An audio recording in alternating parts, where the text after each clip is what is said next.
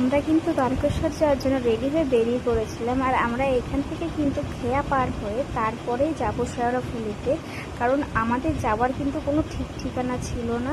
তো যেই গাড়িতে আমরা যাব সেই গাড়িটা কিন্তু অনেক আগেই বেরিয়ে পড়েছিল।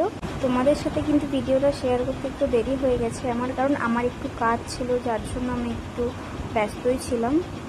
অলরেডি দেখতেই পাচ্ছ লঞ্চে কিন্তু সব লোক উঠে গেছে, জাস্ট আমরা উঠবো তারপর ছাড়বে। তো আমরা কিন্তু শেওড়াফুলিতে পৌঁছে গিয়ে সবাই হাঁটা স্টার্ট করেছিলাম, কারণ যেখানে সবাই রয়েছে আমরা সেখানেই যাচ্ছিলাম।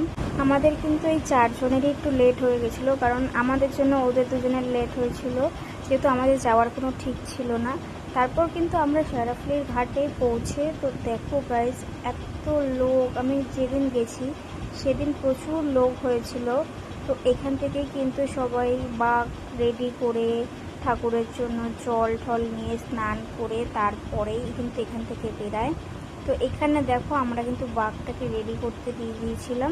আমরা কিন্তু এখান থেকে স্নান করে বেরিয়ে গেছিলাম। তারপর কিন্তু আমরা ঠিক রাত যখন 1:30 কি 2টো বাজে তখন আমরা হোটেলে পৌঁছেছি। তারপর দেখছি যে মানে এর অবস্থা এতটাই খারাপ হয়ে গেছে সারা রাস্তায় হেঁটে, যে মানে হাঁটতে পর্যন্ত পারছে না, পা ফুলে একদম অবস্থা খারাপ। তারপর আস্তে আস্তে হেঁটে রুমের ভেতরে গেল। তো চলো দেখা হচ্ছে গাইস নেক্সট ব্লগে, টাটা বাই বাই।